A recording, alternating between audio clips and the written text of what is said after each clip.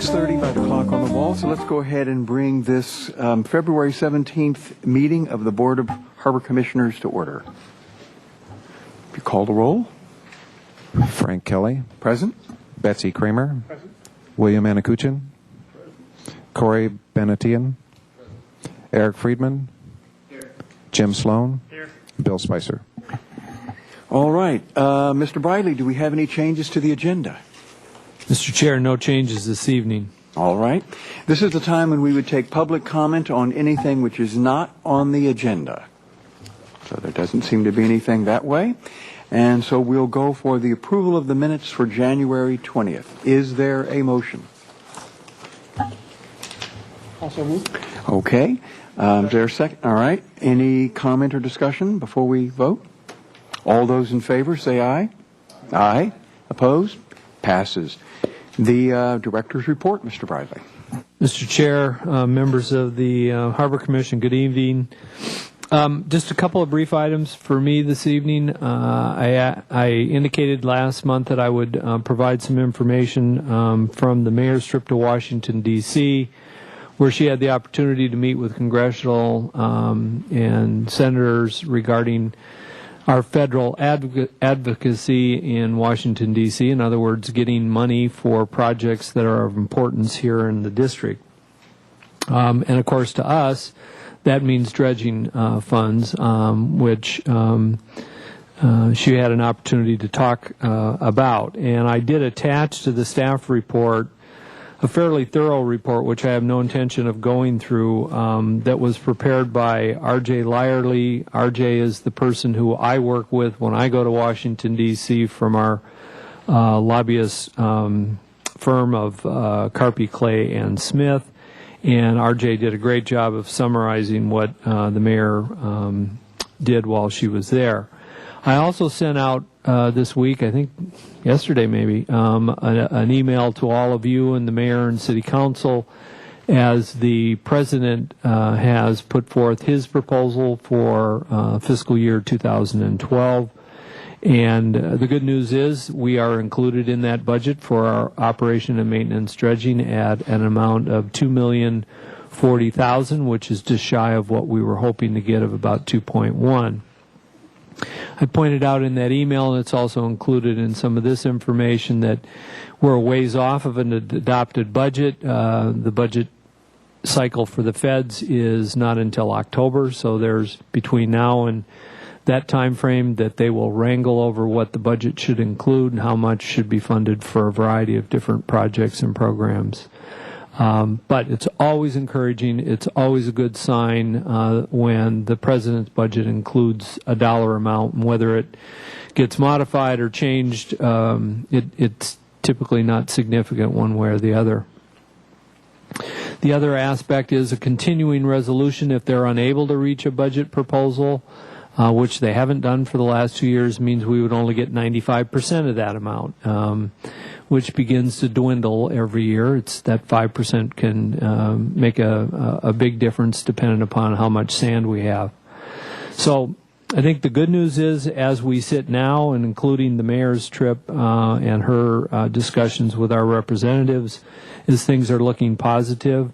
In the scope of the Corps of Engineers budget, they received approximately about the same amount of funding last year as they will receive this year, so they were not cut significantly overall. For operation and maintenance dredging throughout the country, they were cut by, I believe, 500, was it 500? No, it was 50 million. So not a significant amount of funding change in those areas. New start constructions impacted significantly, not a bunch of new projects. So that's the latest update from Washington, D.C., and right now I do plan to go in March for about 2 or 3 days to again solidify our funding request.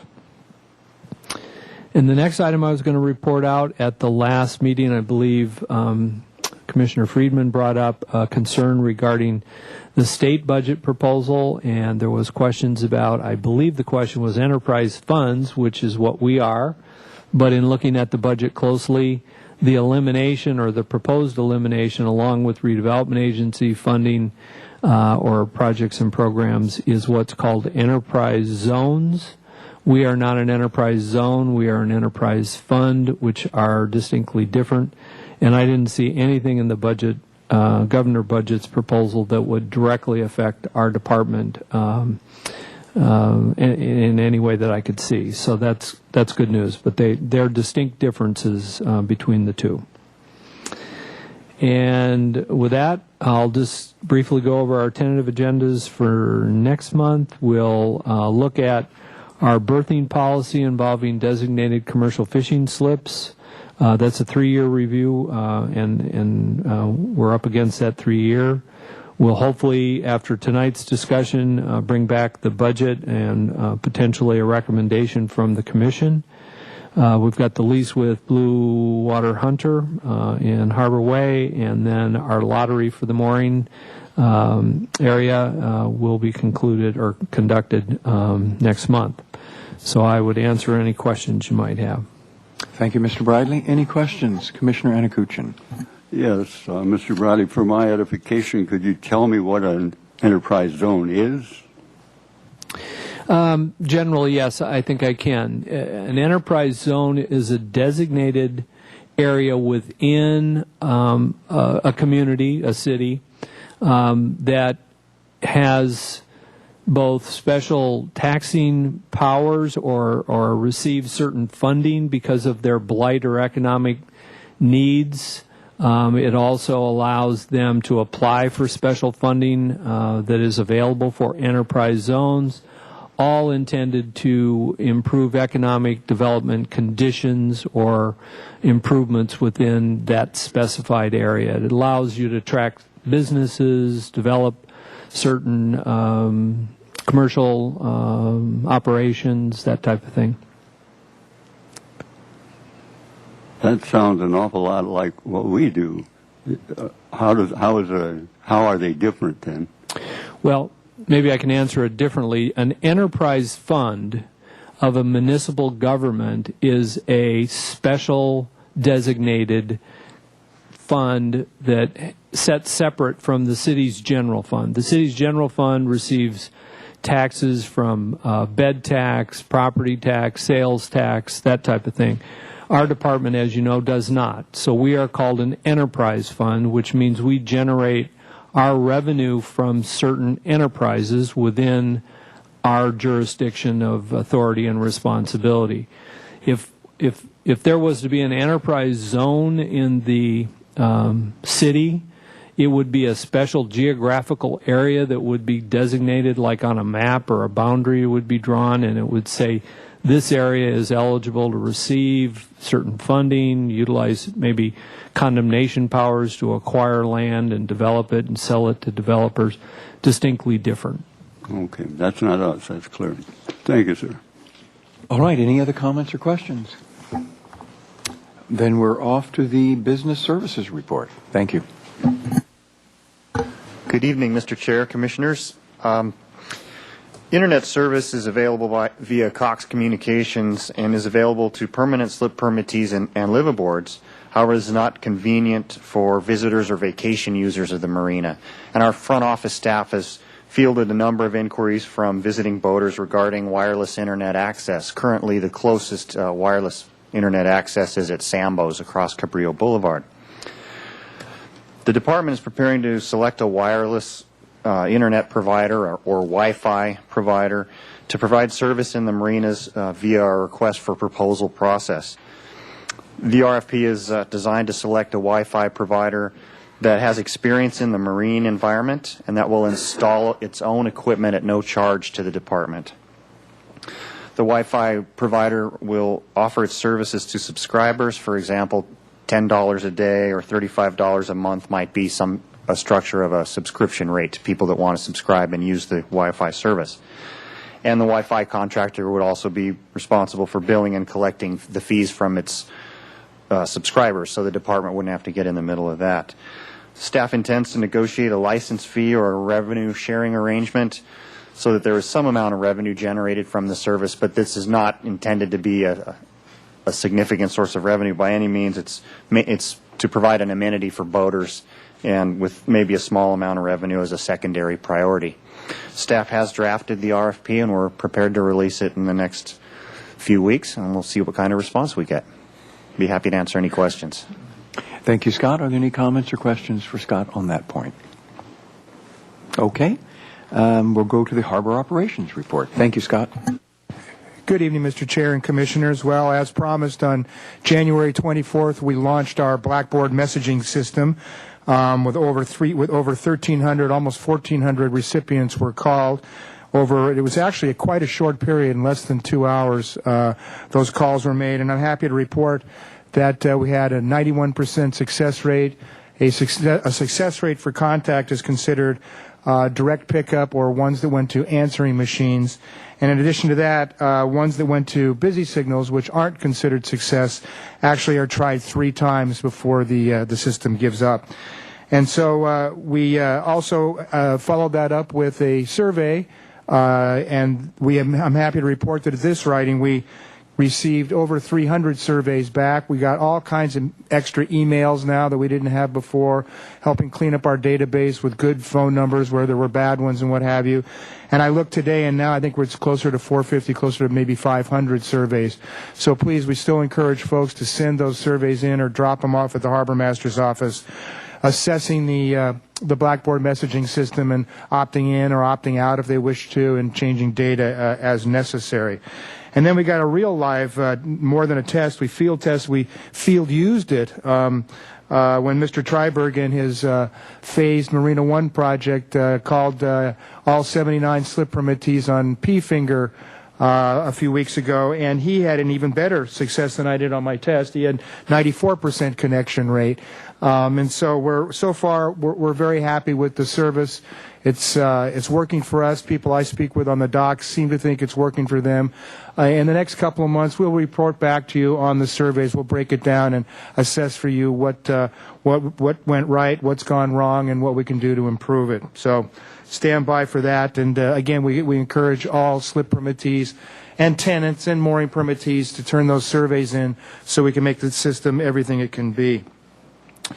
And as you know, Mr. Chair, I usually don't miss many chances to let the Commission know when our Harbor Patrol has done the good work that characterizes the unit. And we had another life-saving event a few weeks ago when patrol officers got a call of a man having difficulty breathing, and they got there in approximately 2 minutes. We have a general protocol. It's actually one of our performance measures, but it's also a generally accepted industry protocol to get to all rescue emergency situations in less than 5 minutes. We try to beat that, and we pretty much do 100% of the time.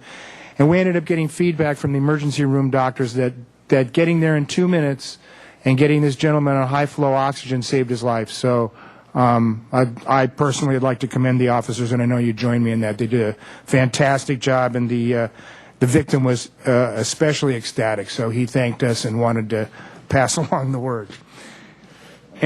And finally, I wanted to let the public know that the window period for submitting applications to the for an East Beach mooring permit is still open and will remain open through March 3rd. I'm happy to report that we've gotten a significant number of applications. There seems to be continued interest in use of the East Beach moorings. And again, folks can access those applications at the city's website. Just click on departments and it'll take you right there. It links to the mooring application. And you can also pick one up at the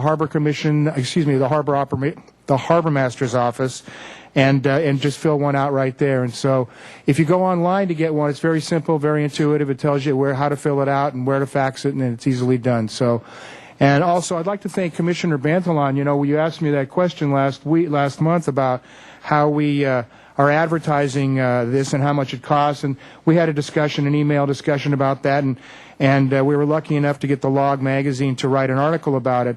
Well, it turns out I must have gotten at least a dozen calls from people who read the Log magazine and ended up learning about the program that way and signing up for it through that. So thank you for keeping us on our toes. And that concludes my report. I'd be happy to answer any questions. Thank you, Mick. Any questions? Commissioner Bantalon. I just want to say thanks to you for getting that done for free, and I think that always helps out, and it's good that you got a good response on that.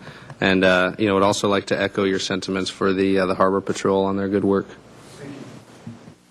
Any other comments or questions?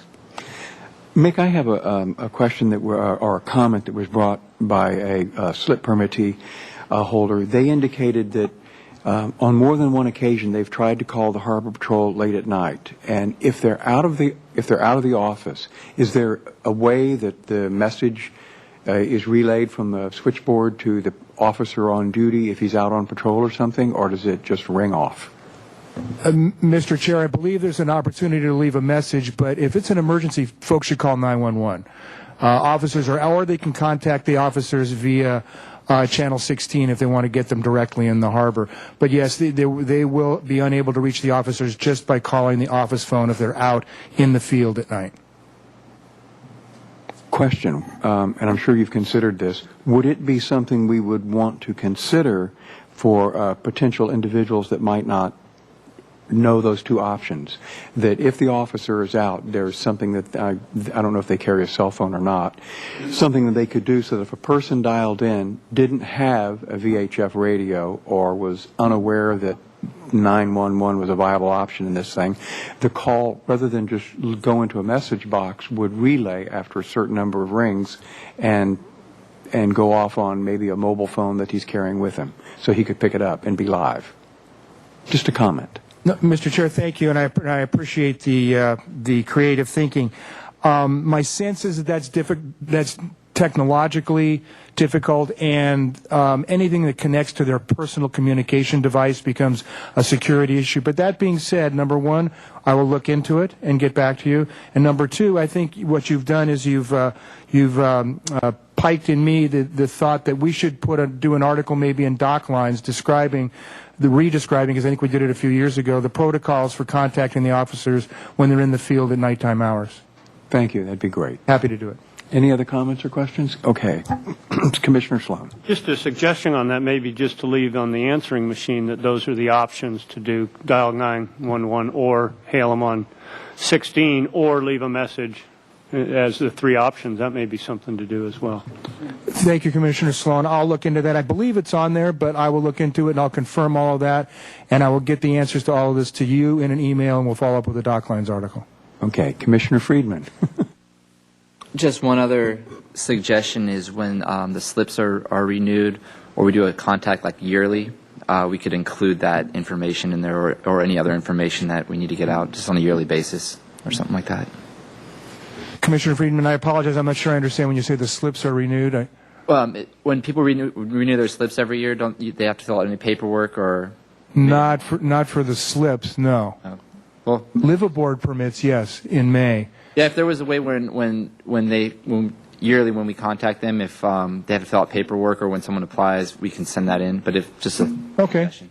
Sure. No. What I'm hearing is we need to get that word out, basically one form or another, and we can do that.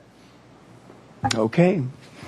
Now we'll go to the new business, which is the changes in the business activity permit and the charter policy. There are some individuals that would like to speak to this point the way I normally like to do this, and if the commission agrees, we'll take the presentation from staff, then before the commission has a discussion or makes any kind of a decision, we'll have the comments from the public. A recommendation that the Harbor Commission establish a $25 application fee to be placed on the six-pack charter business activity permit wait list effective March 1st, 2011, and a $25 annual renewal fee each March 1st thereafter for an applicant to maintain his or her position on the wait list. B, establish prerequisites to the six-pack charter business activity permit wait list effective March 1st, 2011, including a requirement that all new applicants must be a current slip permittee and must possess a United States Coast Guard captain's license for the applicant to be placed on the wait list. C, amend the six-pack charter business activity permit policy so that all existing applicants on the six-pack charter business activity permit wait list as of February 11, 2011 must be a slip permittee and must possess a United States Coast Guard captain's license by March 1st, 2012 to remain on the wait list and or to be issued a six-pack charter business activity permit. D, amend the policy so that the 2 permitted operators of 1 permitted vessel shall be counted as only one of the allowed 12 charter permits. And E, reduce the maximum number of kayak excursion charter permits from a total of 3 to 2 and eliminate the kayak excursion permit category by sunset clause. Mr. Chair, Commissioners, as you know, the Santa Barbara Municipal Code requires that anyone conducting a business activity or service in the harbor must obtain a permit from the waterfront director. These permits are referred to as business activity permits, or BAP is the acronym. One of the stated purposes of the BAP policy, and why we're here tonight, is that the policy is to increase opportunities for small businesses that have no fixed place of business or lease in the harbor by use of the business activity permit. The department currently has a total of 71 BAPs in effect. Of these, 59 are issued to service providers such as boat mechanics, dive services, and the like. The current policy also authorizes the department to issue up to 12 permits to 6-passenger charter operators, so-called 6-pack charters, and up to 3 permits for kayak excursion or kayak tour operators. That's for the excursion or a tour business. It's not for kayak rentals. These 6-pack charter permits are issued to a maximum of 12, as I said, and they're not issued to vessels operating from the launch ramp or visitor slips. They have to be a permanent, dedicated slip in the marina.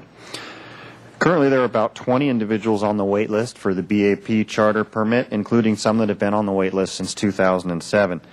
At several Harbor Commission meetings, most recently last February, commissioners expressed concern that waiting for 3 to 4 years on this wait list is unacceptable, and that changes should be made to speed up the wait list process. So in that end, staff convened a publicly noticed meeting of the Charter Committee consisting of Commissioners Kramer, Spicer, and Sloan, met on February 7th to discuss 3 topics: establishing a wait list prerequisite policy, 2, clarify the charter permit policy and make some changes there, and 3, to discuss changes to the kayak excursion component of the policy. Notices of the meeting were sent to everyone on the wait list, all the active charter operators, the kayak lessees that operate kayak businesses in the harbor, as well as the 2 kayak excursion operators that operate under the business activity permit program, and of course notices were placed on the marina gates as well. We did have a good turnout at the meeting as well. So starting with the wait list policy, currently there are no fees or prerequisites to get on the wait list. You can simply call the office and you're on the wait list. The result is that a number of individuals on the wait list have been ineligible to accept a permit when offered, and it just creates a revolving door and inefficiency in the wait list permit offer process. For example, in some cases, ineligible individuals on the wait list have been offered a permit multiple times, only to request to be repositioned on the end of the wait list. So it's just a revolving door. Staff recommends that all future wait list applicants pay a nominal wait list maintenance fee of $25 a year and be pre-qualified as slip permittees, as well as possess a current United States Coast Guard captain's license prior to being placed on the wait list. This is moving forward. We're not going to kick anybody off the wait list, but before any new ones get on, we want them to be pre-qualified. The Charter Committee agreed with the staff recommendation, but also added recommending allowing those currently on the wait list to be grandfathered in, provided they obtain a slip permit and a captain's license a year from now, or by, for example, March 1st, 2012. So while they're waiting over this year-long period, they should be seeking out that captain's license and a slip permit, so they are eligible to remain on the wait list beyond March 2012. So those are the wait list changes that we're considering and recommending. As far as the permit policy changes, the 6-pack charter permit policy clearly states that business activity permits shall not be issued to multiple vessels of one operator. But it is silent as having multiple operators of one vessel. So we do have a precedent for 2 operators with holding business activity permits operating off of one vessel, such as the current operators of the sport fishing boat Fin Addict, Captain Dwayne Landis and Captain Jim Klein. They each have a BAP permit and they operate off of one boat. Likewise, Captain David Bacon and his daughter Tiffany Vague each have a BAP permit now to operate off their vessel Wavewalker in the harbor. The effect of this is to concentrate 4 permits onto 2 vessels, and so it's diminishing the opportunity for people on the wait list rather than increasing it. So that's part of one of the changes. Staff recommends that 2 charter BAP captains using the same vessel be counted as 1 permit of the 12 in order to open up an opportunity for the next qualified person on the wait list. This would improve opportunities for those on the wait list while keeping the number of vessels participating in the BAP program to 12, thereby conforming with the intent of the existing policy. The Charter Committee also concurred with this recommendation. And finally, kayak excursion permits or kayak tour permits. They're offered by 3 waterfront lessees in the harbor under percentage rent leases.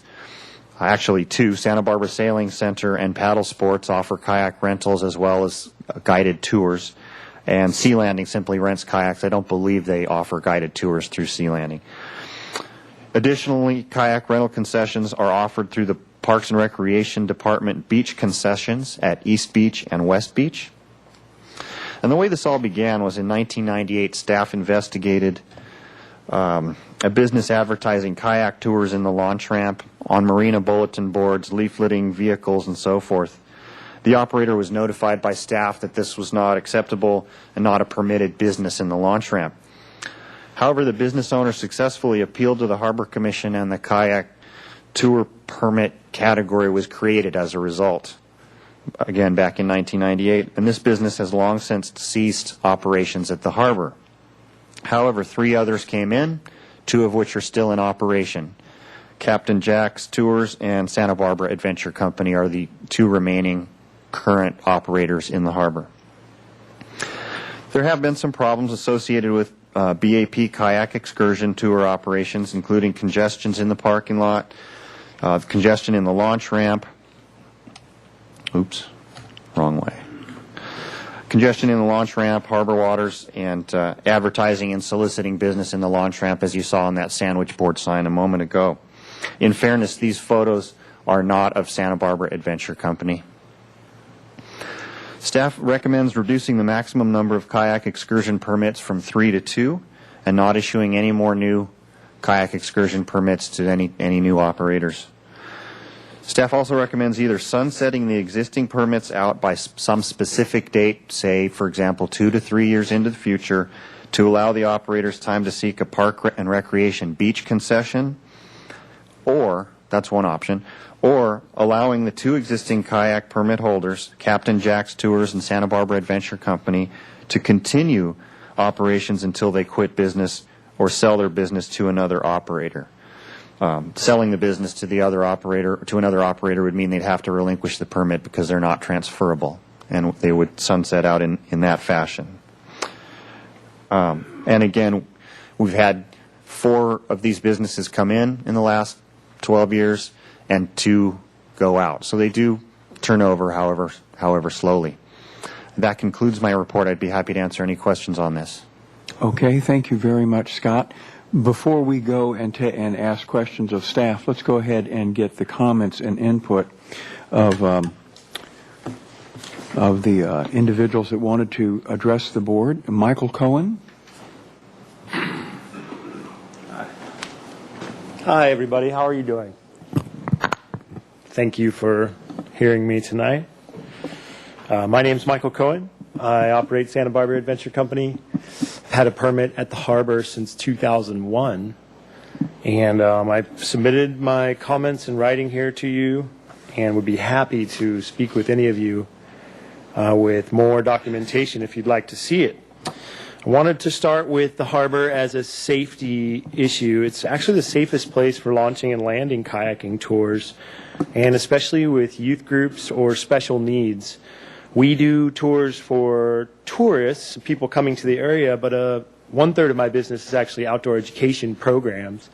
And we do school groups coming in there launching kids from the ages of about 8 years old on up till 16 or so.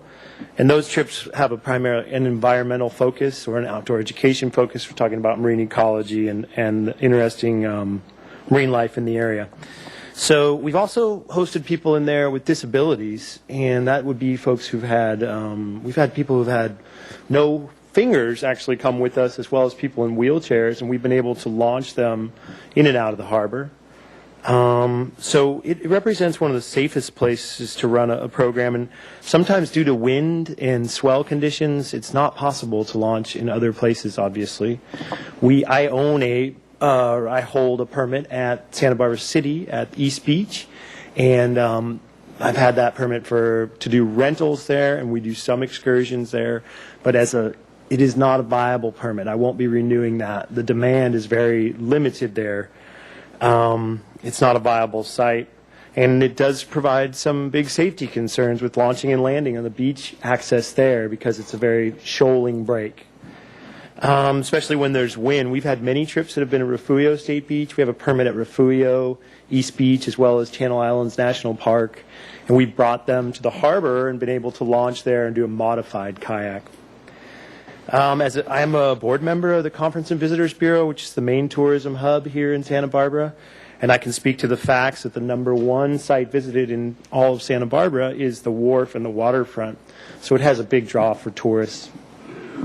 The current issues we're seeing here, which I find are always fun to look at those shots, and those are really the cause of this new vendor that's come in, Captain Jack's Tours. It's owned by Mark Hicks, and what he's done is he's significantly undercut the market. Something that was valued at $85, he did it at $35, so that creates a big demand and therefore a glut on the product, and it really clogs up the area, and created some boat ramp issues and safety concerns. It makes me call into question some safety procedures. I've seen their guests wearing jeans and shoes while paddling out to sea, as well as guides not wearing life jackets. They also offer a champagne kayak tour, which I wasn't aware that the permit was allowing people to drink alcohol while kayaking, which I think you guys know is a significant safety concern. We have a great track record in the harbor. We've had that permit since 2001, and we have never had an issue with the Harbor Patrol. I don't believe there's been a complaint put on record for us. We have run there at the harbor. I've run 389 trips for 3,388 people over the 10 years of my permit. So in short, it would hurt my business if that were removed, if that would be sunsetted out, as they're saying.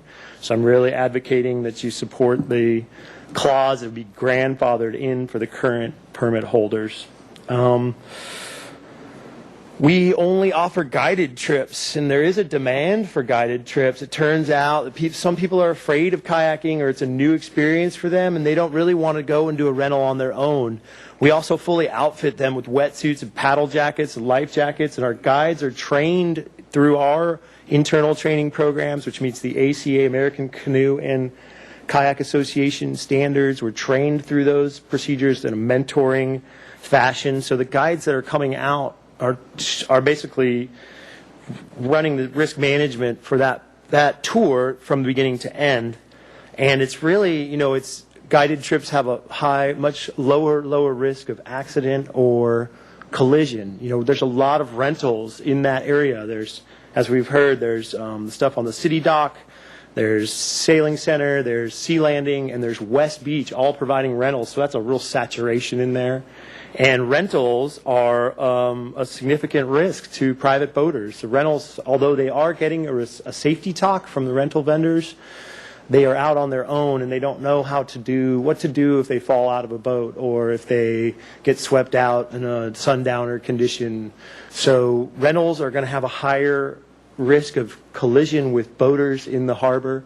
And from my experience running trips there for over 10 years, I see a lot of rentals in the middle of the channel, going directly underneath the boat, and that always causes me concern. Now, I drive it home into my guides' heads that you have to keep your people out of the way of boat traffic. You may have the right of way, but you want to stay well to the side and never test that right of way.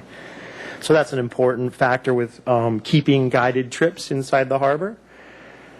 I would very much like to keep my permit, and we have a strong safety record. And I wanted to point out that when the original permit was written in 1998, it was permitted to actually launch at West Beach. And I suggested at the earlier meeting, if it's a problem with clogging up the waterfront area, which we've always stayed well to the east side, out of the way of the primary launching area, got in and out very fast. We've never had a complaint or clogged up the boat ramp. So the other option, though, is to take it just to the farthest western side of West Beach and launch there. And I'd be willing to work with the harbor on that. And that would be, I would gladly buy a four-wheel drive vehicle if I could get access out there to reduce the congestion. I support the recommendation to reduce the number of excursion permits. I think the area is saturated. I, of course, do not want to have my permit removed, as you would imagine. And I think that guided kayak tours are valuable to the public, and that, let's not discount the value of having that guide show people around. We do marine ecology, and we take care of them from beginning to end. I also suggest the Harbor Commission should consider advertising being submitted for review to avoid such things as a champagne cruise or undercutting the market. The current vendor that we saw up here, their rate is less than a rental or equal to a rental. So if you are a tourist and you see that in the marketing material, it's obviously, I'll just go with this guided trip. And that shows that they have undercut the market. So I'm happy to provide records of any of this information to you. You have my contact information here. I've submitted as well just a brief what's shown on our website, and then some of the other this other information that's shown on the website to give you an idea of what's out there on the web right now for harbor kayaks. And I really appreciate your time. Thank you all very much, and thank you. Okay, thank you very much. Let's go to Tony, and help me on the last name, Voltaggio? Okay. Okay, good evening, Chairman, Commissioners. My name is Tony Voltaggio, and I'm the owner of Santa Barbara Sport Fishing Charters. And I'm here tonight to voice my support for the changes to the business activities permit for the six-pack charters.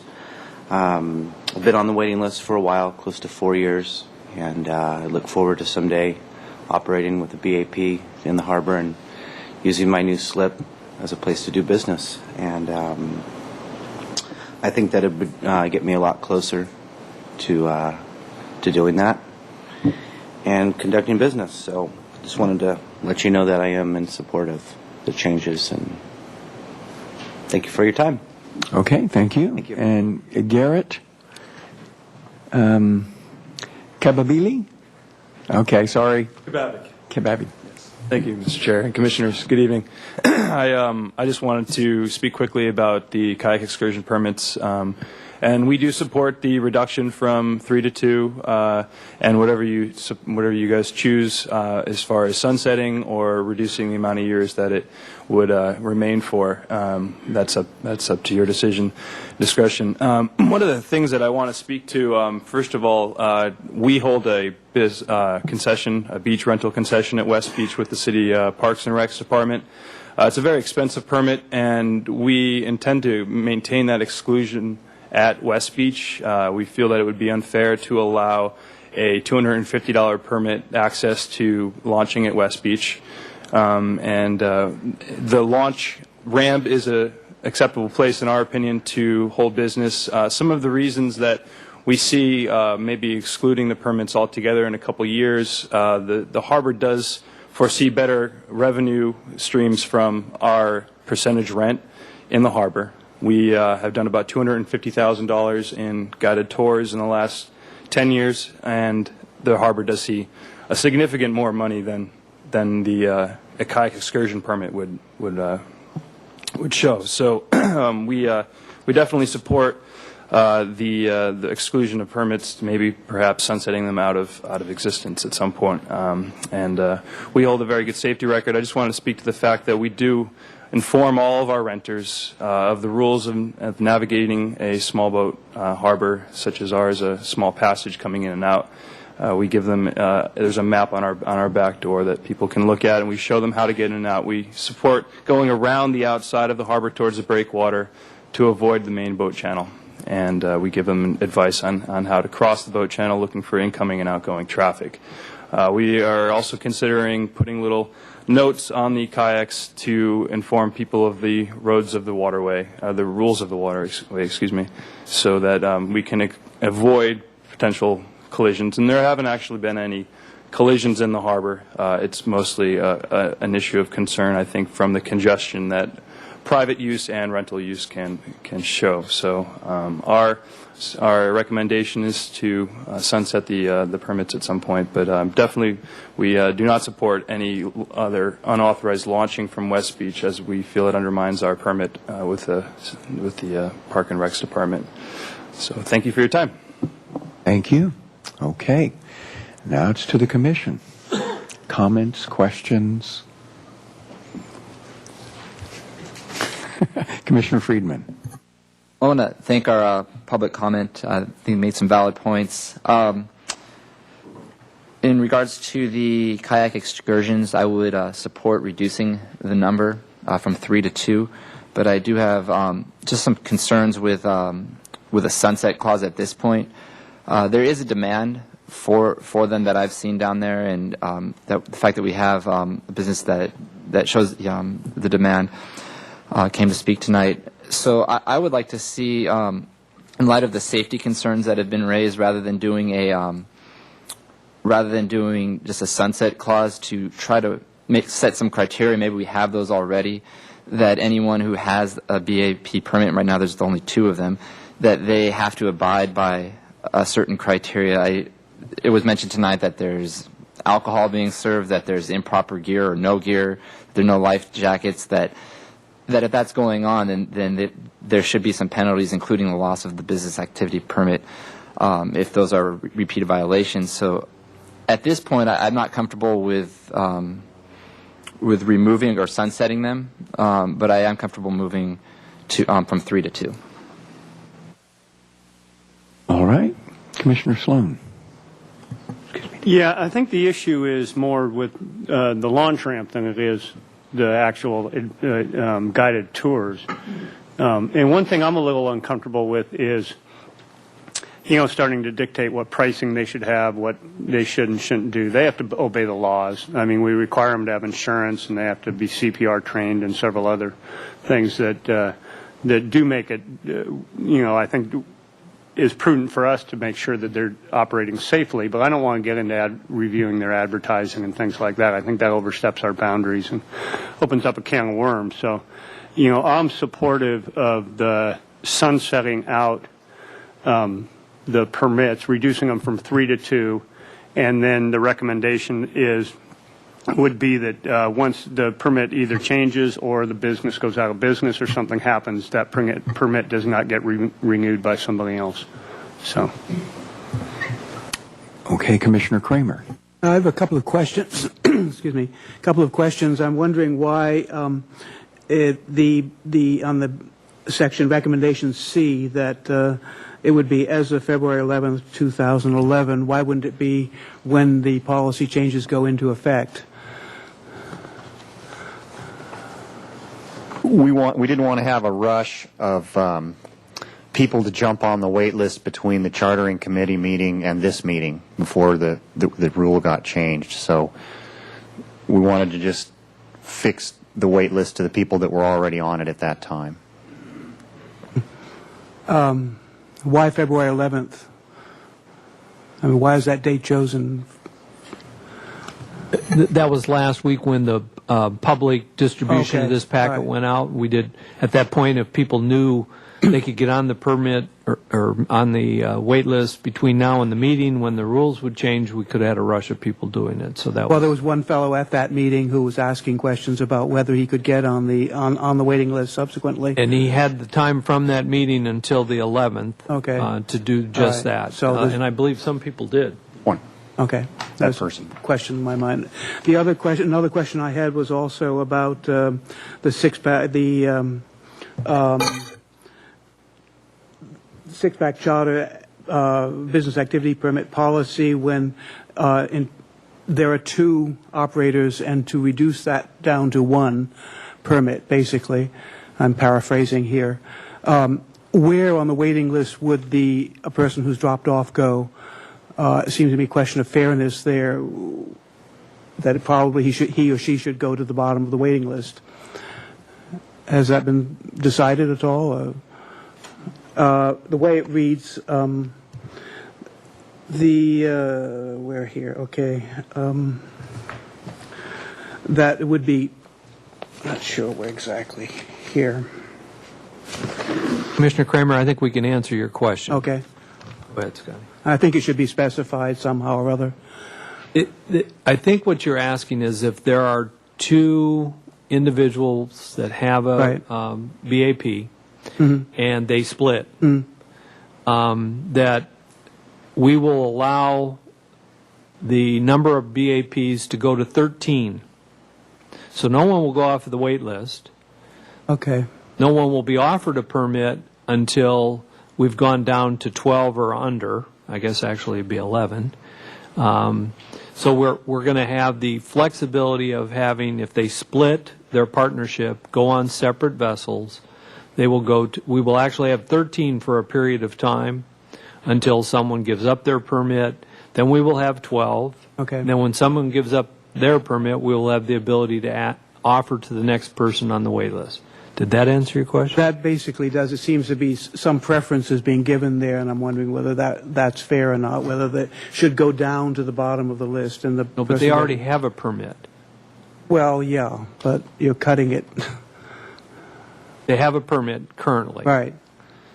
So you're saying they shouldn't be given a single permit, they should have to go to the bottom of the list they and should wait keep, to get I back? mean, two will, this is probably wasting time.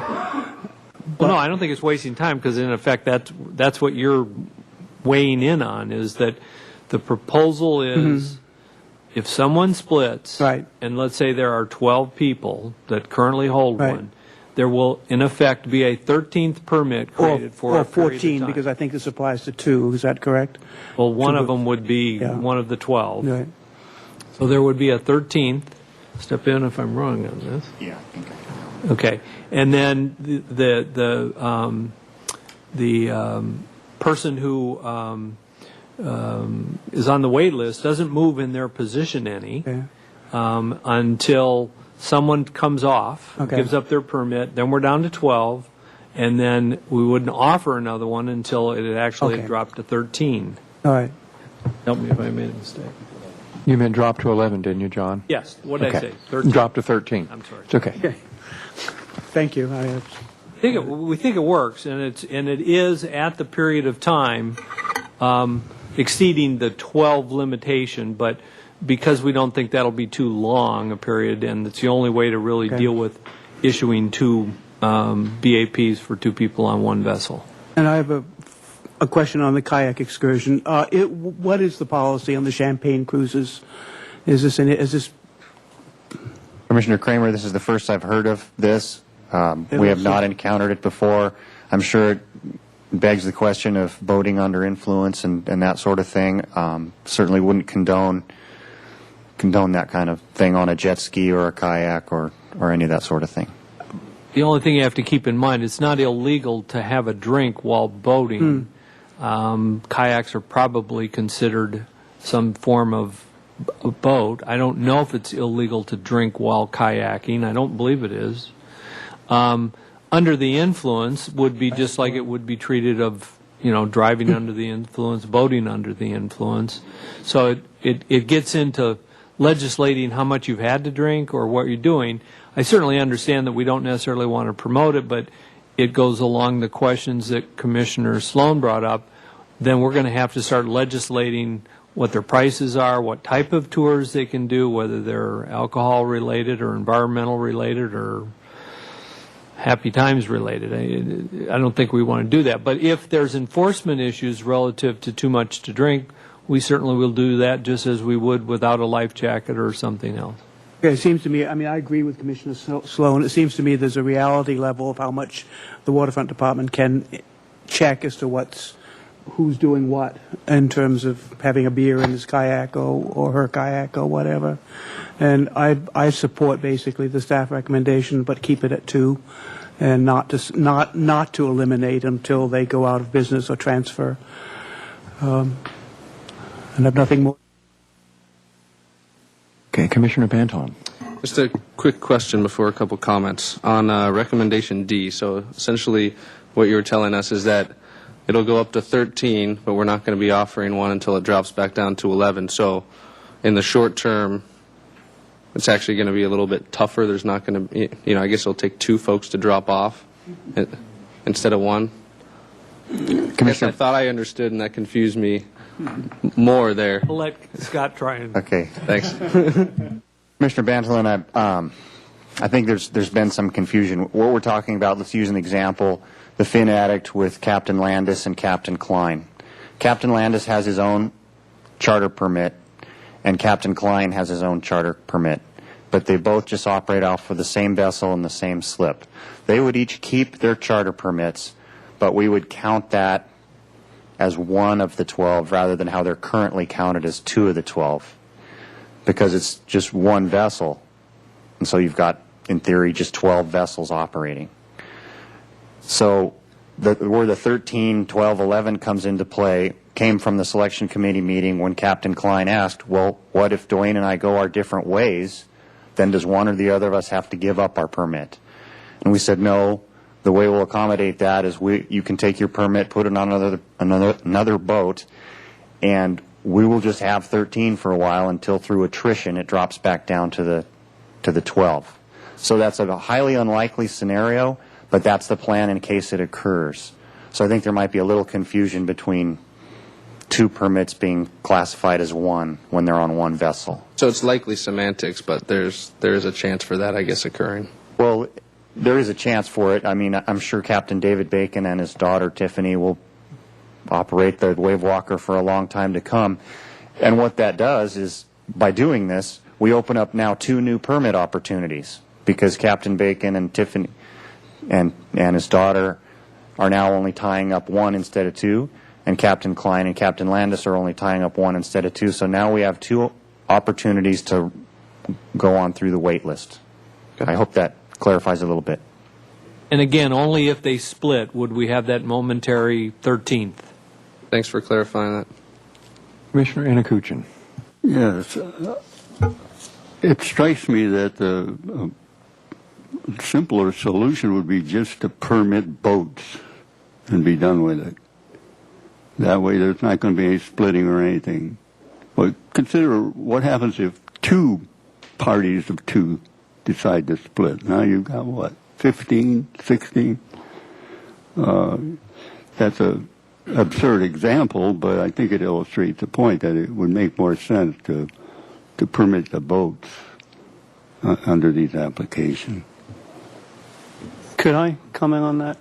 I think what we're talking about is just grandfathering in a few of the vessels that have 2 people each holding a permit operating on the same vessel. Moving forward, what we're saying is that if 2 operators want to work on one vessel and they're on the wait list and they come up, those parties would, if they did split, would not be able to increase the number of permits. So right now we have two boats where we have 2 permit holders operating on the same vessel. Is that correct, or is it more? That is correct, just 2. Okay, so right now, conceivably, and we're talking about something that's highly unlikely, but right now, if we enact this, and tomorrow everybody stops getting along, we would have 14 permit holders and would have to just wait for attrition until that dropped to 11 and then go forward. We're not going to perpetuate this. So in the policy, moving forward, if we had 2 people operating on a vessel that are currently on the wait list or future on the wait list and work their way up until they become permit holders, if they decide to split, then they decide to split. I mean, we don't create more permits that way. So we're only talking about grandfathering in 2 vessels right now with 2 operators on it, if I'm interpreting that correctly. Okay, Commissioner Bantolin. Done with the questions, but a couple comments, just running through them in order. I realize A is a somewhat nominal fee, but I guess I would just say that I'm against that in principle, paying to be on a wait list. I know that the objective was to sort of get rid of the riffraff, and I would think that B and C would take care of that. That's just my opinion on that. On E, on the kayak excursion permit, I also don't have a problem reducing that from 3 to 2, but I don't like sunsetting that. I think if you're going to call it a bad idea, let's call it a bad idea and eliminate it. Just not a fan of the sunset idea. I think we can always revisit this later and come back. But I did have a question on the reduction from 3 to 2. Is this something that we could even go to 1 and issue an RFP process and maybe get percentage rent? Is that an option here, or is that totally out of bounds?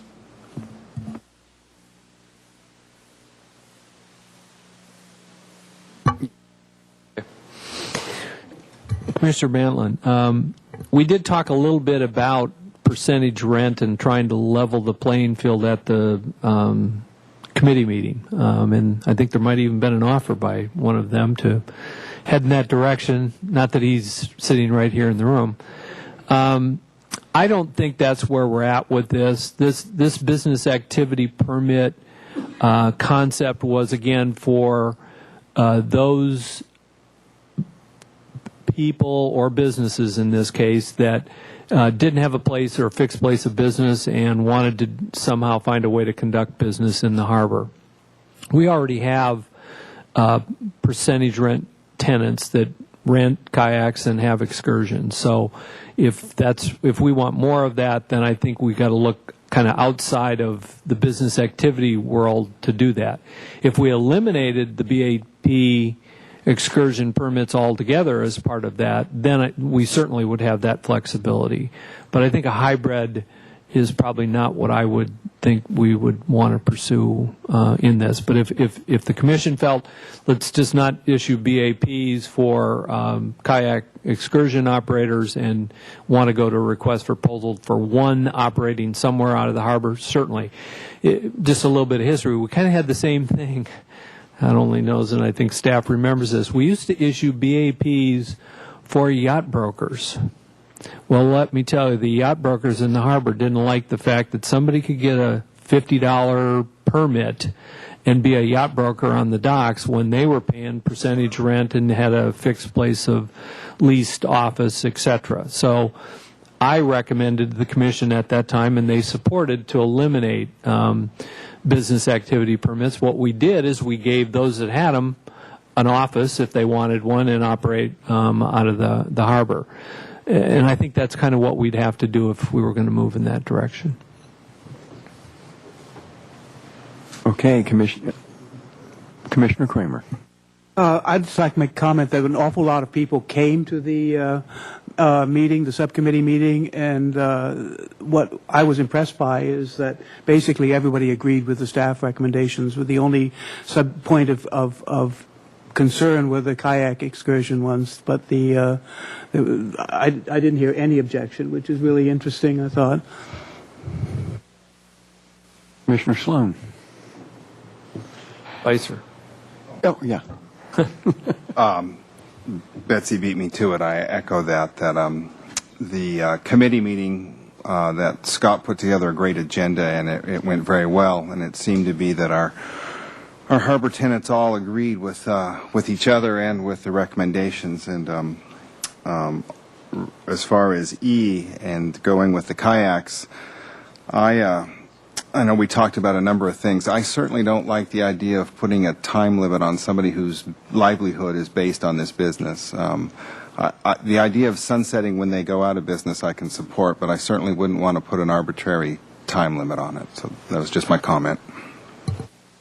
Okay, Commissioner Friedman, did you wish to make a comment? Yes, thank you. I appreciate Commissioner Bantlin's comments regarding recommendation E, and what I'd like to see is part of the motion would be to reduce the number from 3 to 2, but then in terms of the sunset, which the sunset clause is refer that back to the committee.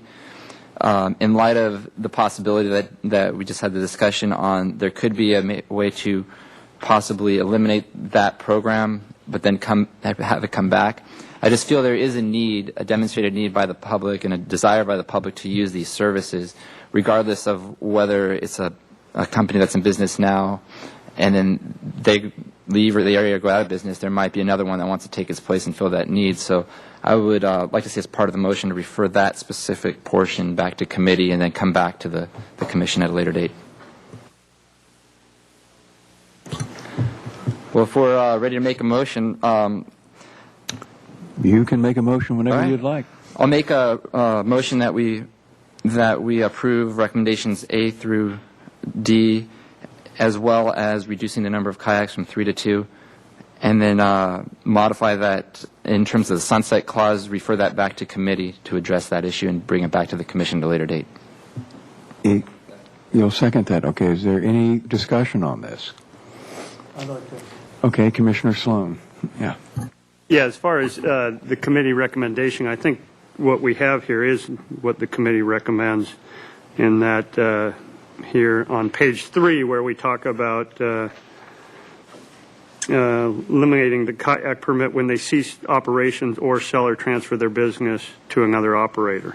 And that's what we were talking about sunsetting. I think what we supported as a committee is that sunsetting, not a specific date where these things go away completely. So what we're saying is we're reducing it from 3 to 2 and allowing the current operators, out of fairness to the current operators, the time to continue to run their business as long as it's a viable business for them. And then at the time that they either go out of business or sell the business, then the permit ceases to get renewed. So. Commissioner Anakuchin. And then I'll come back to you. Yes, since we're talking about modifying item E, can I ask for a summary of what the fiscal impact would be to the enterprise in reducing the number of permits from 3 to 2?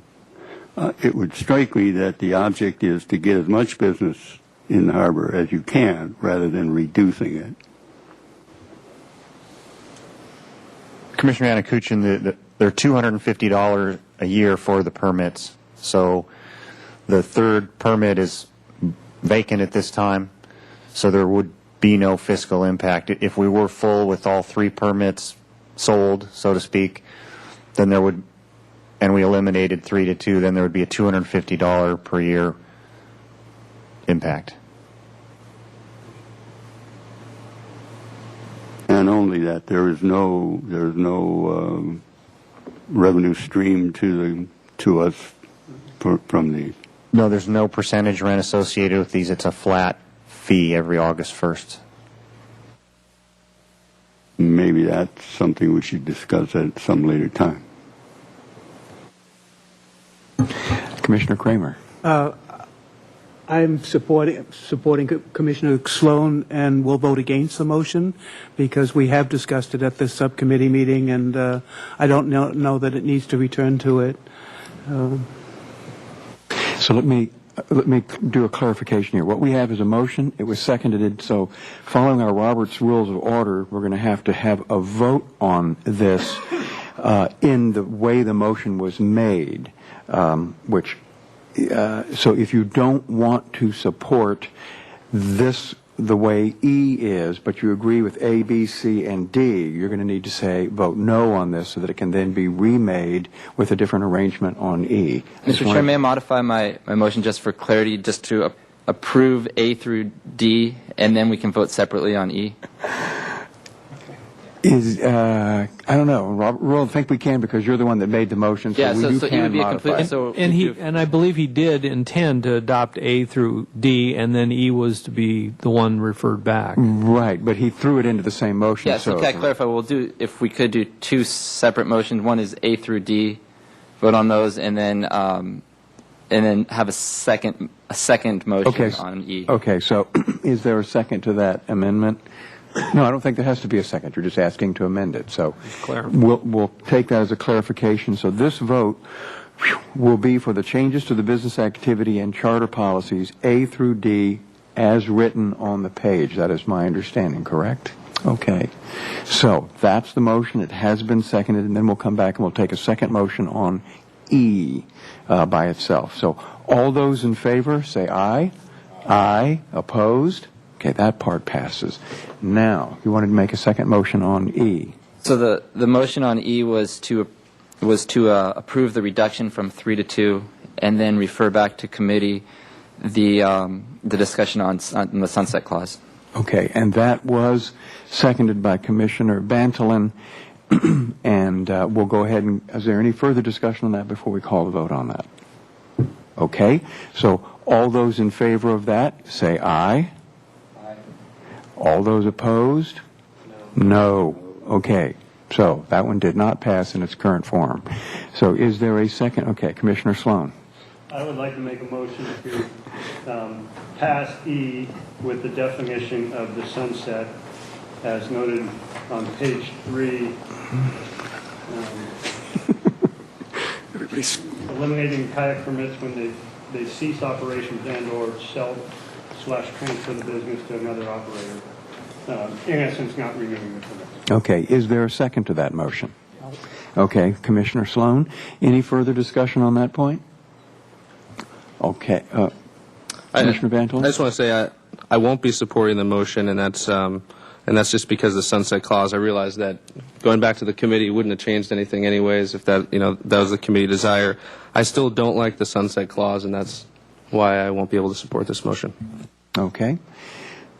All those in favor of Commissioner Sloan's motion, say aye. Aye. Opposed? No. So I heard 4 yeses and 3 noes? What I heard too. Okay. So just to be absolutely clear, we'll do a show of hands. Okay, all those in favor, please raise your hand. That's 4. So we don't need the opposed. We know who they are. All right. So that passed. So, lease agreement with Coastal Treasures. Thank you very much for coming and participating.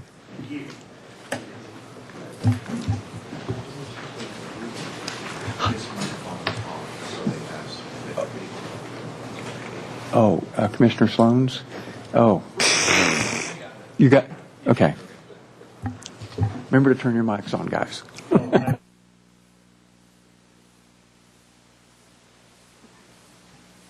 Okay, Scott, I think we're doing the lease agreement for Coastal Treasures. Shall we read the recommendation first? Recommendation for the lease agreement with Coastal Treasures, that the Harbor Commission recommend council approval of a 5-year lease with 1 5-year option with Leather Depot, Inc., doing business as Coastal Treasures, at a monthly rent of $2,427, subject to annual CPI increases, for their 610-square-foot retail store located at 217 East Stearns Wharf. 217 E Stearns Wharf. Mr. Chair, Commissioners, Coastal Treasures is located on the 2nd floor of the old wharf building at 217 Stearns Wharf and features a quality selection of arts and crafts, jewelry, hats, handbags, and other clothing accessories. David and Susan Mossett operate Coastal Treasures along with the help of their son Kevin, who's dividing his time between attending law school and minding the shop. The Mossetts have operated Coastal Treasures on Stearns Wharf since they were awarded the lease via a competitive request for proposals process back in 2006. The term of the proposed lease is 5 years with 1 5-year option at a rent of $2,427 per month, or 10% of gross sales, whichever is greater. It's subject to an annual rent adjustment according to the change in the consumer price index, as are virtually all of our leases. The Mossetts are also eagerly awaiting the opening of the neighboring tenant Conway Deep Sea Wine Tasting Room, as the two businesses share a common door and a large portion of Coastal Treasures business comes through that door from the wine tasting room. Staff recommends approval of this lease since the Mossetts are in good standing with the department. And I'd be happy to answer any questions. Okay, are there any questions? Commissioner Sloan. Spicer, sorry. Just real quick, barely related, but you mentioned it. Where is the Conway Group at with their opening? Commissioner Spicer, the Conways have pulled a demolition permit and taking the walls off the premises and exploring what the existing conditions are. They've kind of been stuck in the permitting process at this point. The city went on a 2-week furlough the day after they submitted their architectural drawings, And then, of course, there was a backlog because many projects were submitted prior to New Year's, prior to the closure, because a lot of new building code changes and such went into effect. So the planning department, the building and safety department, has gotten back to them with changes to their plans and wanted them to install an elevator, and a number of onerous issues came up. Staff met with a representative of building and safety yesterday, and we were able to resolve virtually all of these issues. And we met with the tenant again today, and so they're back on track. We're going to submit some revised drawings right away and hopefully begin building real soon now. Okay, any other comments or questions? So there's a recommendation. Do we have a... Okay, Commissioner Sloan, and I'll get it right this time. I'll turn my mic on this time. I'd like to make a motion that we accept the recommendation as noted. Okay, is there a second? All right, Commissioner Anakuchin, second. Any further discussion? All those in favor say aye. Aye. Opposed? Passes unanimously. So now we do the request for proposal to lease the office recommendation 125 Harbor Way, Suite 21. The recommendation to the Harbor Commission: A, review and consider the 4 lease proposals received for the 167 square foot office space, number 21, in the Marine Center building at 125 Harbor Way. B, accept that recommendation from the selection committee and make a finding that Alexandra Mariansky and Jonathan Turner are the most appropriate users for the office space. And C, recommend council approval of a 2-year office lease with Mariansky and Turner at a rent of $410 per month. Mr. Chair, Commissioners, staff solicited lease proposals for the 167 square foot office located on the second floor of the Marine Center building through an RFP process, as we usually do. The lease space was well advertised in the news press, the Daily Sound, Santa Barbara Craigslist, and we also had a for-lease sign on the property through the months of November and December. The RFP packet was emailed to 24 persons in the department's database of parties interested in office space for lease, and notices were sent to all waterfront department lessees as well. The department received 13 inquiries on the space, and 4 business proposals were received by the January 6th deadline. In January, the selection committee, consisting of staff and Commissioners Bantelin, Sloan, and Spicer, met to review the lease proposals. One was from Mitch Perkins of Perkins Engineering, which is a small design firm involved in the design of marine-related structures and building design, including various residential and commercial structures. We received a proposal from Grant Lepper, Porter Communications, which provides planning, design, and development of marketing using print and online media, including websites, catalogs, brochures, and so forth. And they do, Porter Communications provides services to some of our waterfront tenants, such as the Chandlery, the Maritime Museum, and Harbor Marine Works. We received a proposal from Nicholas Beeson, who's an author working on a series of educational adventure stories for children. And then we received the proposal from Alexandra Mariansky and Jonathan Turner, University of California Riverside professors, proposing to lease the office space as a field station for researching the Chumash culture in association with collaborating with UCSB and Santa Barbara City College. After considering the 4 proposals, the selection committee recommended the Mariansky and Turner proposal as the best of the fit of the 4.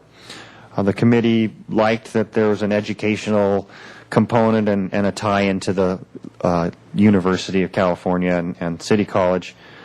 And also they proposed to hold some meetings and rent the adjacent Marine Center classroom from time to time. So those were felt to nudge them to the forefront of the proposals. So the term of the lease is for 2 years while we evaluate this situation at $410 per month plus a $25 per month utility surcharge, which is what we do in all the offices in that particular building.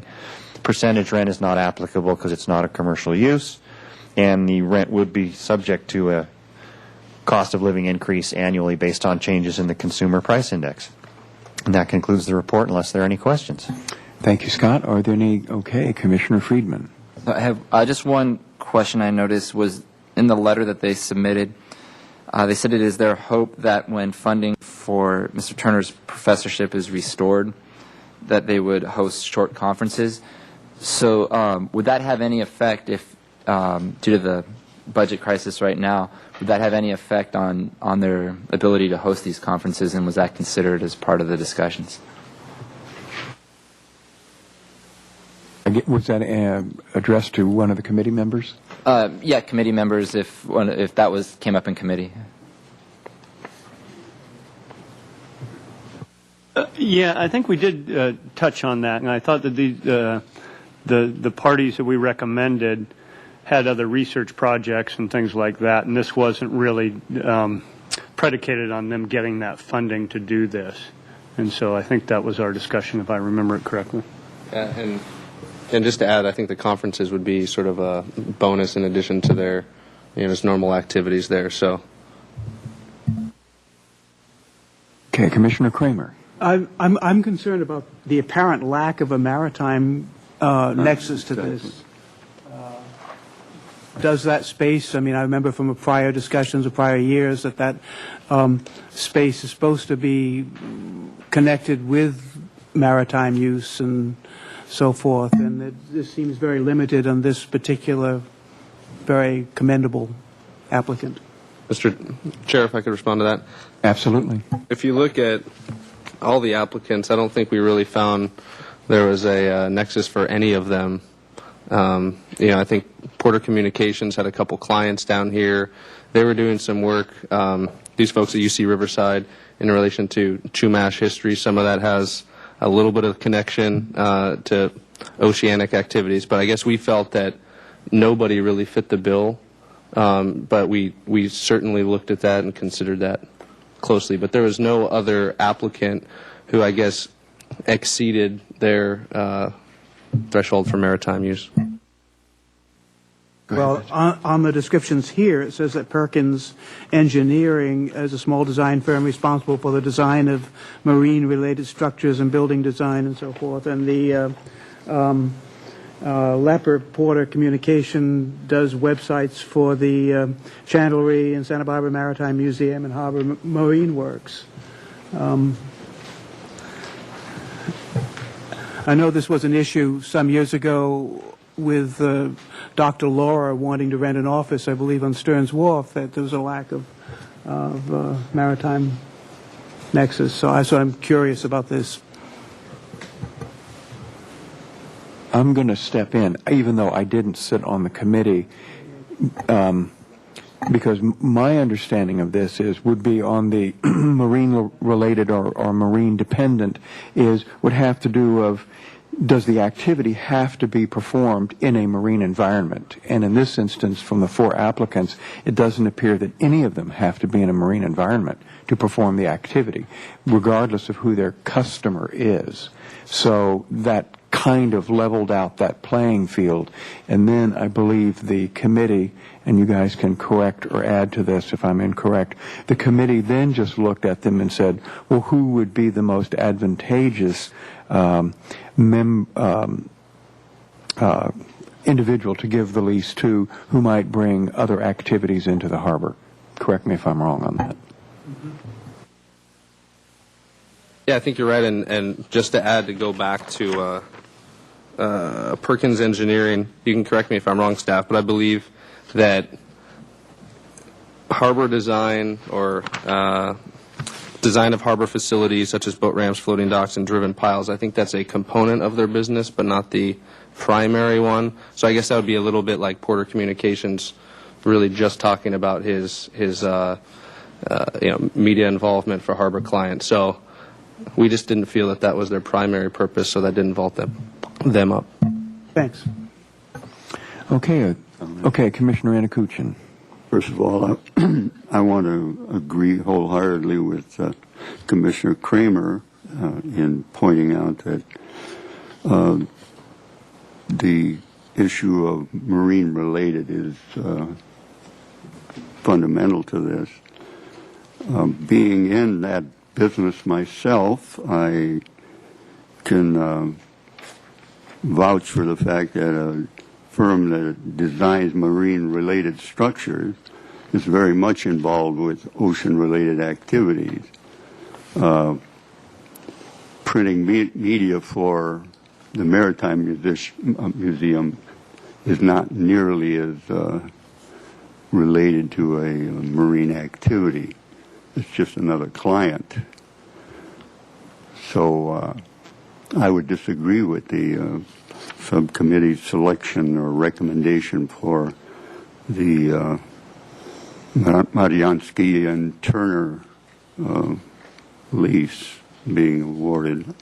I would favor the Perkins Engineering firm. Okay. So any other comments before we see if there's a motion? Okay, is there a motion to accept the recommendation? Go, okay, Commissioner Kramer. Very uncomfortable about not agreeing with the subcommittee and would like any further some more information perhaps from the subcommittee as to their thoughts, if that's possible. Commissioner Spicer. I think Commissioner Sloan and Bantolin summed it up pretty well. We actually combed through this pretty tightly, and Corey went over it. We didn't feel that any one of them had a primary maritime angle that raised them above the rest. The Mariansky Turner one did talk about the Chumash and the islands, and that's part of what led us to them. I don't have notes from the meeting to recall any of the details of what we talked about with the other three, but we spent 45 minutes over at discussing exactly that. Commissioner Anakuchin. I'm sure the research of Mariansky Turner is quite important in an archaeological sense, and the Chumash existed in our region rather extensively, and not just riding Tomol back and forth across the island. Saying that is a marine-related activity is pretty much like saying you can see Russia from your window, and therefore you understand international politics. Okay. Okay.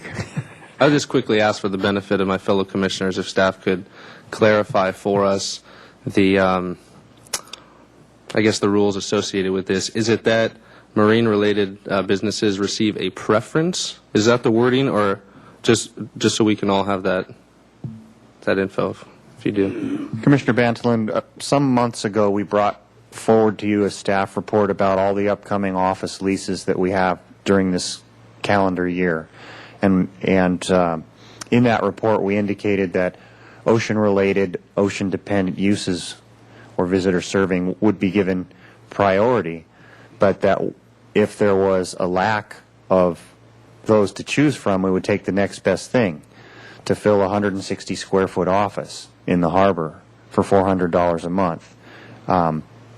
Just as soon not have it go vacant, and lacking a clear ocean-related nexus for this very small operation, we felt the next best thing was good enough. Thanks for clarifying that. I just wanted everybody to know that it wasn't required and that it was, just elevated them above if they did have that association.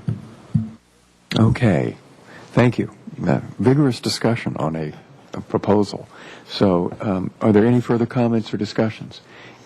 I'll make the motion to accept the staff's recommendation for the office lease recommendation for 125, the committee and staff's recommendation for 125 Harbor Way, Suite 21, as proposed. Is there a second? Okay, Commissioner Bantolin, is there any further discussion? All those in favor, please say aye. Aye. Opposed? Aye. Okay, so I think the ayes carried it. And we're off to the budget review for the fiscal year 2012-2013. Recommendation that the Harbor Commission A receive a report on the development status of the fiscal year 2012 and 2013 Waterfront Department operating and capital budget. And B, provide comments and or direction on the various components of the draft budget proposal. Mr. Chair, Commissioners, this is the beginning of our budget deliberation process. As you recall, last month we brought forward a review of the mid-year revenues and expenses that the department had as of December 31st. For tonight, we will revisit that briefly, then talk about fiscal year 2012 budget projections, both revenue and expense, capital projects, fee increases, and reserve balances. And we'll focus on the changes from 2011 current year budget to 2012 proposed budget. 2013 is included in your packet in the form of the 6-year cash flow model. This is actual mid-year revenue 2010 compared to the current fiscal year 2011. As we discussed at the January meeting, at mid-year the department was about $200,000 below last year's expectation, and that was largely due to the poor weather we experienced this summer, and additionally somewhat the economic situation nationwide. Some of what we're dealing with that's different this year is we'll be formulating a 2-year budget this time around. Most of the last budgets that we've done have been 1 year at a time, and the direction from the city administrator was to do a 2-year, basically status quo budget as we wait and hope that the economy slowly pulls out of the slump and begins to improve, and we're seeing some signs of that. Not proposing any increases in permanent staffing at the Waterfront Department. We'll continue with the 46 full-time employees that we have. There is one reclassification of a vessel technician that's under consideration at Human Resources at this time. There's a possible, if not likely, continuation of the unpaid furlough on a magnitude of 4 to 5%. It's been 5%. That's equivalent to 13 days of unpaid leave. It's very tentative. It hasn't been negotiated yet, but that's the direction we've been given. We'll also be looking at increasing debt service over the next several years as the Marina One loan, as we draw down the Marina One loan to pay for the phased construction. And we've left $2.35 million worth of capital projects unfunded but identified, so that we know looking forward these are out there, they need to be done someday, somehow, rather than just ignoring them at all. And we'll talk a little bit about that when we get there. This is a glimpse of the fiscal year 2012 expenditures by program. It's expressed in $1,000 to just simplify the spreadsheet there. So in other words, the administration budget there on the upper left, that's $4,623,000. Let's see. No, this is this one here. We'll do a breakout. It's the Budget Committee requested of the administration program, because that is obviously by far the largest program that we're dealing with. Most of the programs aren't increasing or decreasing very much. Harbor Patrol is increasing by $53,000. That's primarily due to an $11,500 increase in their information systems allocation. Additionally, the acquisition of some ballistic vests next year. A $10,000 adjustment increase in the beach lifeguard program, and then the balance is changes in salaries and benefits. The $10,000 in the marina management program, that increase is due to purchasing a new software and software support for our marina management system, which is how we track our revenues at the front counter and how we track our marina fees. We need to upgrade that marina management software next year. And harbor maintenance, that $69,000 represented there, represents a $5,000 increase in landscaping charges from parks, $7,200 energy allocation surcharge, which is a new allocation we've never seen before, and we're questioning that with the finance department because it's associated with the city's building maintenance, and we do all our own building maintenance, so we're not quite sure why we're being assessed this charge. So we're working on that one.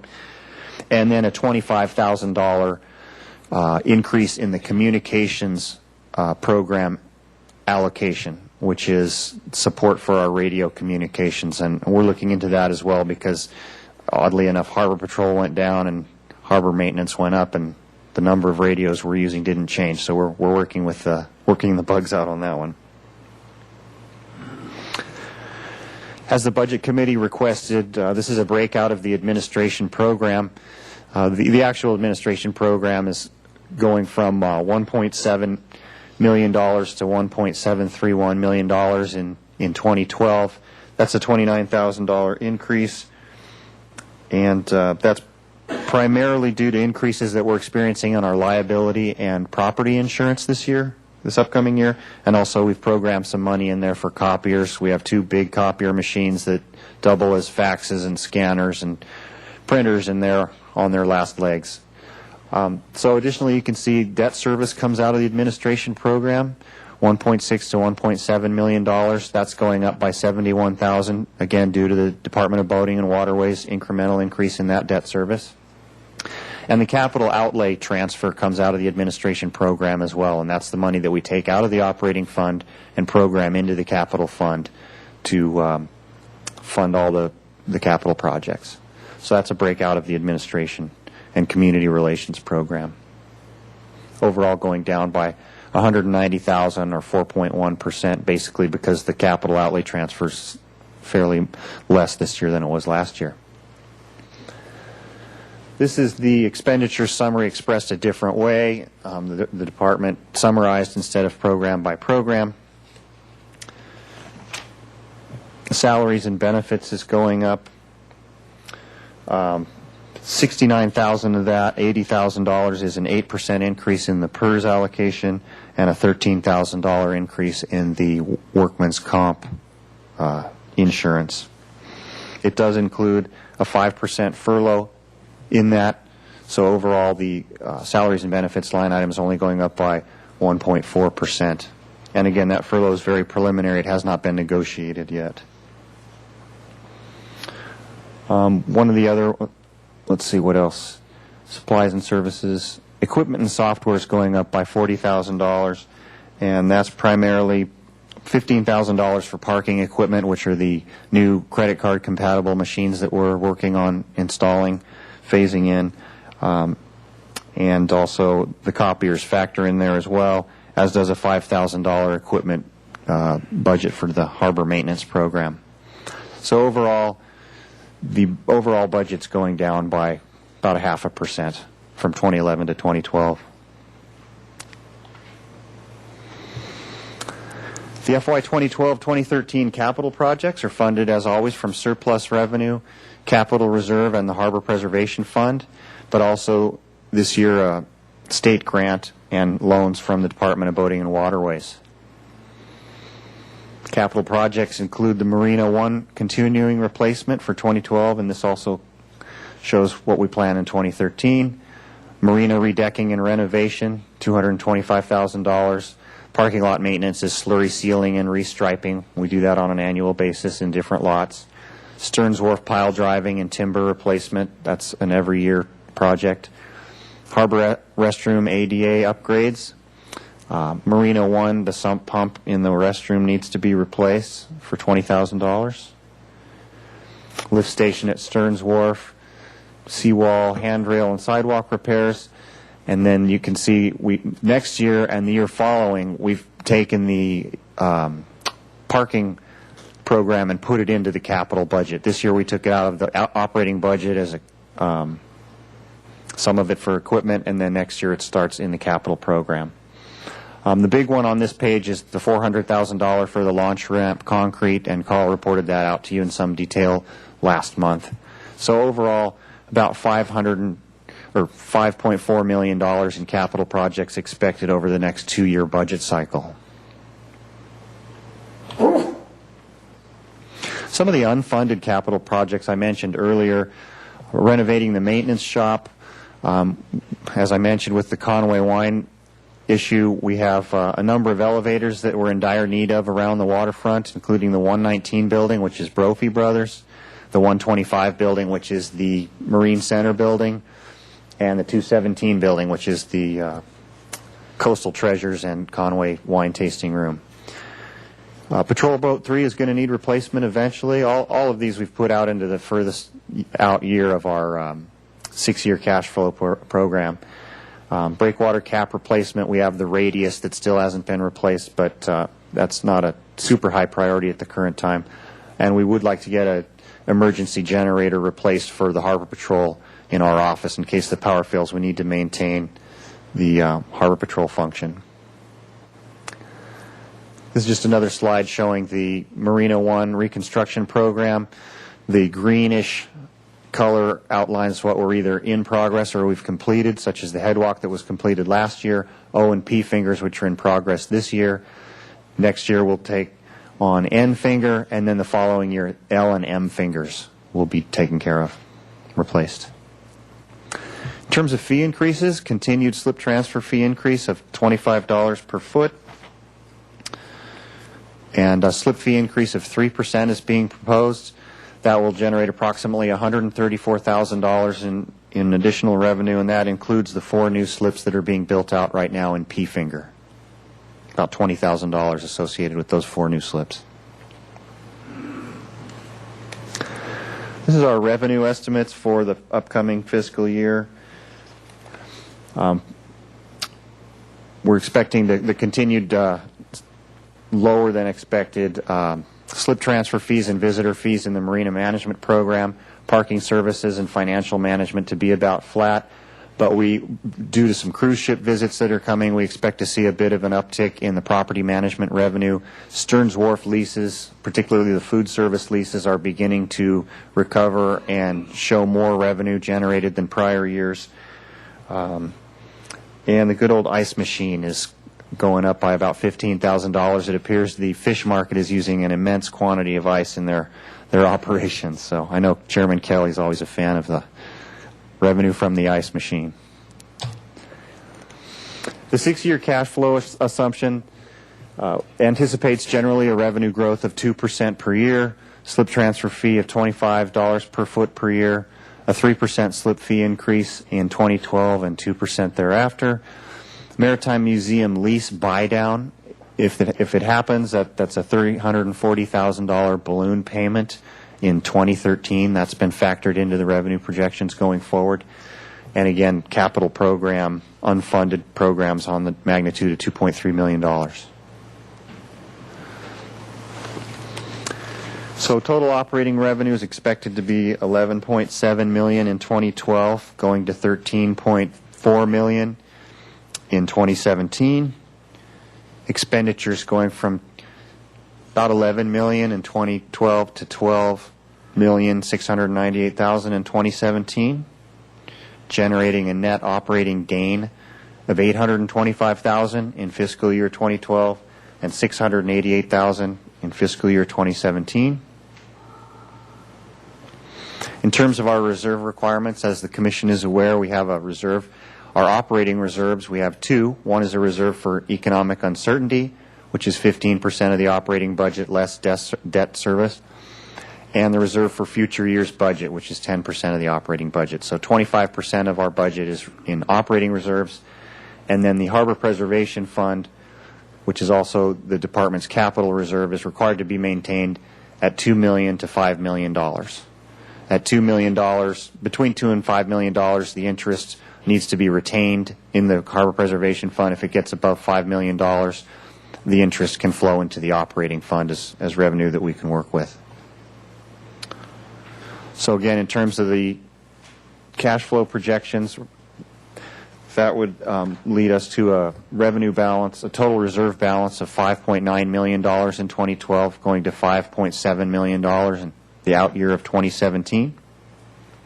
Broken out into the operating fund reserve and the capital reserve, it would be $2.3 million in 2012, going to $2.7 million in 2017 for the operating reserve requirements. And the Harbor Preservation Fund would remain between $2 and $5 million, so it stays above the minimum, going from $3.5 million to $2.9 million in 2017. So just to summarize, the Department anticipates in fiscal year 2012 revenue of $11,779,000, operating expenditures in the magnitude of $10,955,000, and capital projects in 2012 of $2,484,000. And the reserves will remain within policy minimums. In terms of the review process, the Budget Committee met on the 9th of February. We're giving you the overview of the general budget parameters tonight, and we meet with the City Administrator and Finance Department representatives on March 9th to go over this in more detail, which we'll bring back to you on March 17th. We should have a budget recommendation for you, a formal budget recommendation at that time. And then the council budget hearing, I believe, is on May 12th when we have our work session with the City Council, and they'll ultimately adopt the citywide budget in June. And that concludes my presentation. I'd be happy to answer any questions. Thank you, Scott. Are there any questions or comments from the Commission? Mr. Chair, if I might, before your Commission weighs into it. First of all, I want to thank Scott, who does the numbers so well. I also want to thank the division managers, because without their input, the numbers don't always balance quite as nicely. What Scott presented, and I think it's fairly obvious to all of you, is pretty much a status quo budget. You know, we've struggled for the last couple of years to try and get a good handle on what is the economic impact of this difficult recessionary time on our revenues. How can we balance that and continue to provide the services that we provide, do the capital improvements that we feel are necessary, and keep our expenses as minimal as possible. And I think what he presented shows you that. We're not expecting a whole lot more revenue. We're not planning any more projects than we need to. And I've pretty much told the departments in the division expenses should remain status quo. The very good news is, if you look at it in a big, broader picture for 5 or 6 years, we still maintain, as an enterprise fund, someone has to pay the expenses through the revenues that we generate, somewhere in the $600 to $800, almost $1 million surplus revenue, and still accomplish the projects that we do on an annual basis. Now, that's going to change, because you can't always have a perfect window for 5 or 6 years out, but I can't envision it getting much worse unless Mother Nature turns sideways. It can, and it delivers something like rebuilding the wharf or rebuilding the harbor because of storms or what have you. So that's how we approach this. I think we've done a good job. The committee met with us the other day briefly, and we kind of went into a little bit deeper into the weeds on some of the things that we're still trying to sort out, some new allocations and some new increases that we're still working with the finance department on. But what you have is pretty close to what we think will be the final product. And again, I thank these gentlemen, because they make it easy for me. Thank you, Mr. Bradley. This is a report, so that we're not really doing anything other than receiving the information, but we can make comment or give feedback of anything. Commissioner Ranakuchin. First of all, I want to commend Scott for attending to this percentage issue. I see you are making good use of them, and I, for one, appreciate that.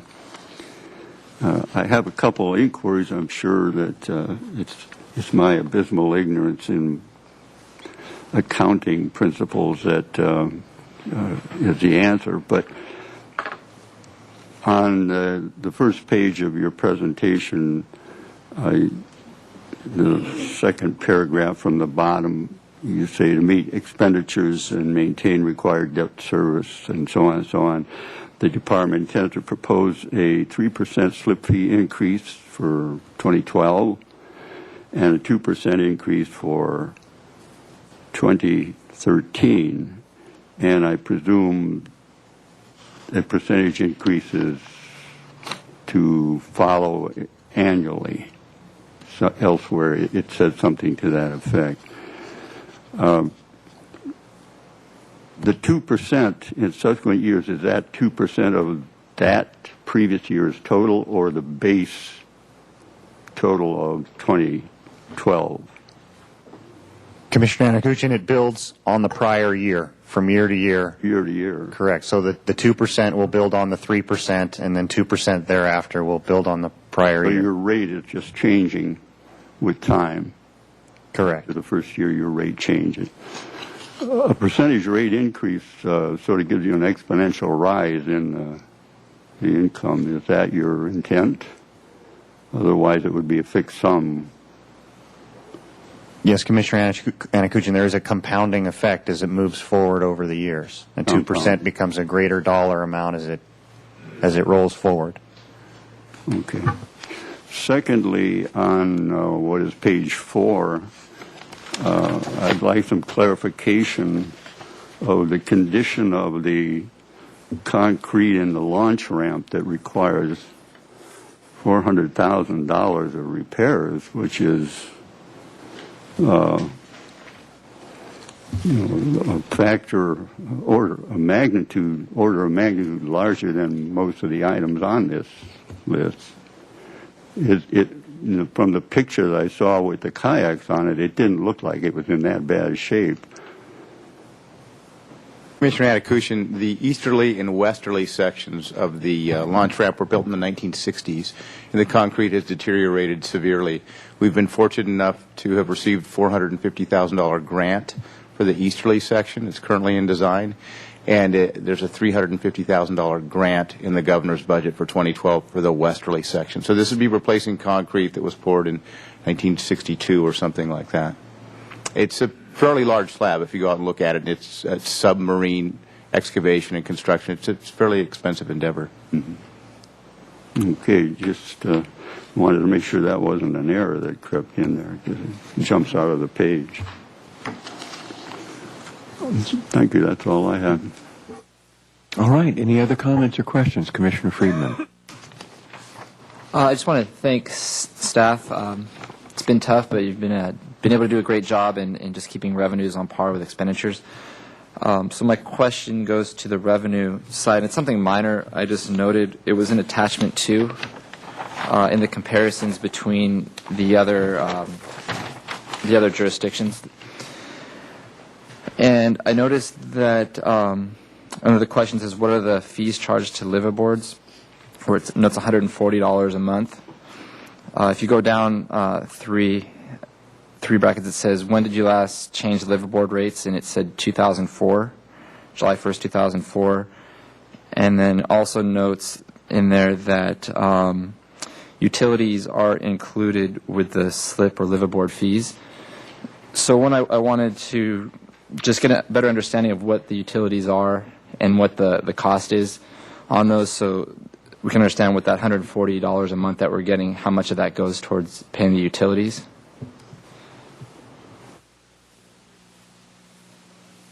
That's a good question. Commissioner Friedman, we don't have meters on the electrical boxes or dock boxes, so we really don't know how much a liveaboard uses in comparison to maybe even a non-liveaboard, and we don't even really know how much they do on an annual or monthly basis. Same is true with water, which would be the other component at the slip. Hose bibs there, they can run the water every day, they can run it once a month, they can wash the boat when they have. So we couldn't give you an accurate percentage for a liveaboard. We can certainly do the math for what our water bill is for the entire marina and what it is for the electricity, but I don't think it'd be a good representation to tell you specifically how much is that for a liveaboard. In addition, liveaboards should be using the marinas, probably marina restrooms more often, showering, using the restroom facilities than a non-liveaboard situation. So we didn't really pick this liveaboard fee with any, shall I say, allocation in mind or scientific number relative to cost. It was one that kind of was a little bit related to the industry standard as to what was being charged in other marinas, although I think you'll see we're probably less so than most. And the last time we raised liveaboard fees, there was a room full of people, and it was difficult at best. So that's kind of the history of that. If staff's got anything more they can add to that, I'd Be happy. All right. Excuse me, Commissioner Vantolin.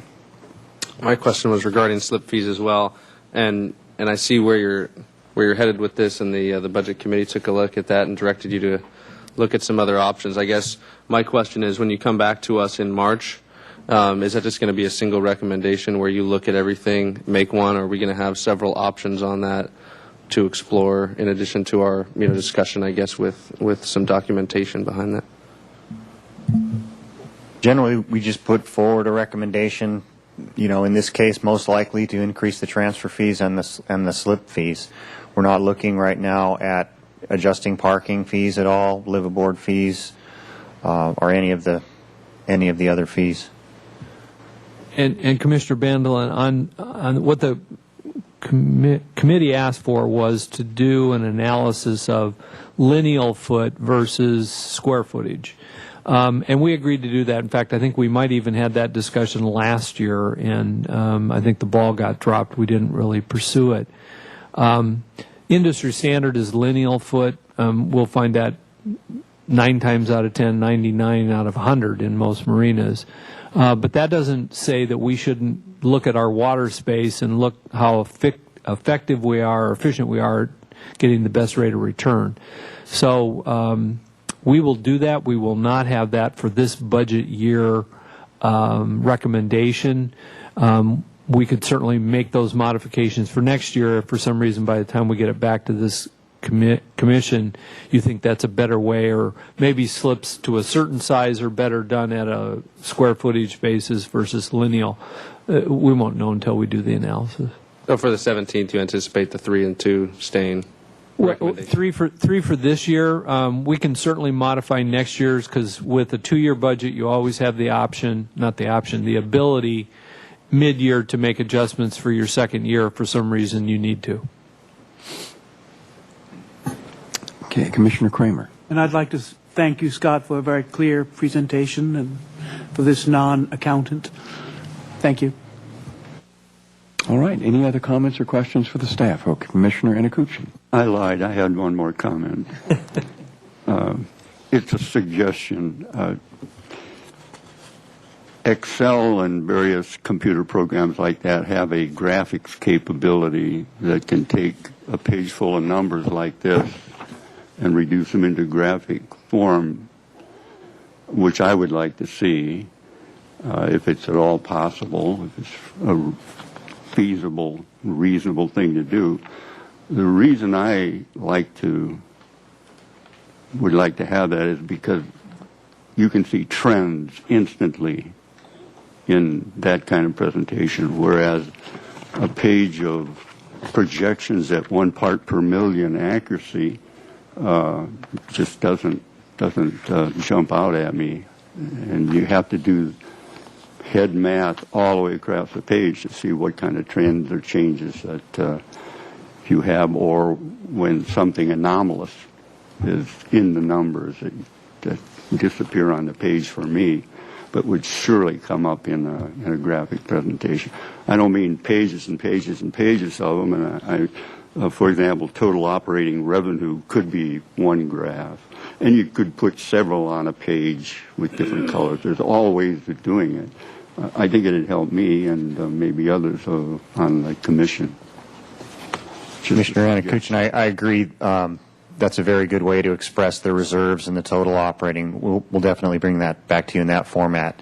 It works especially well on the PowerPoints as well, so we'll bring that to you next time. Thank you. All right. Any other comments or questions? Okay, Commissioner Spicer. I'm trying to make you him tonight. One small capital question.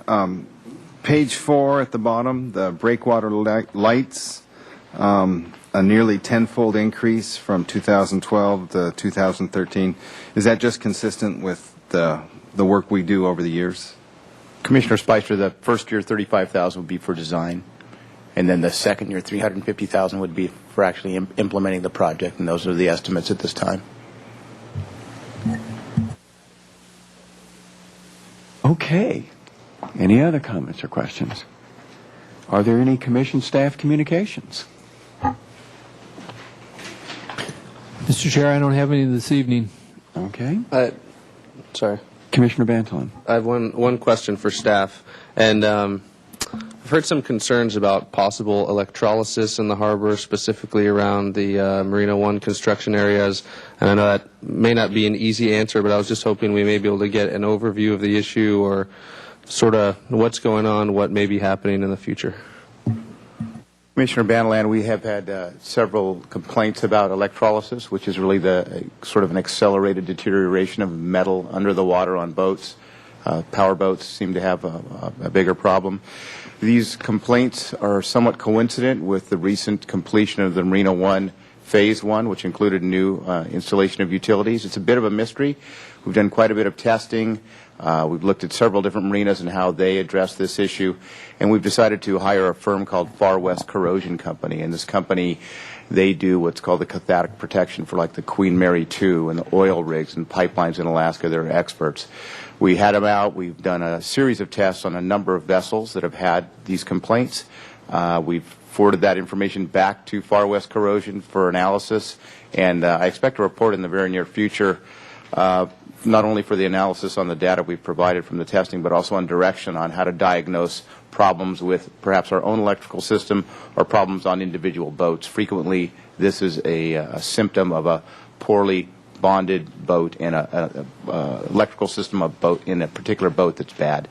So hopefully by latter part of next week we'll have a better handle on this and be contacting the individual boat owners that have had experienced some increased corrosion. Okay. Any further staff commission communications? Okay. Is there a motion to adjourn? Okay. There's lots of, and there's seconds. All those in favor say aye. Aye. Thank you, gentlemen.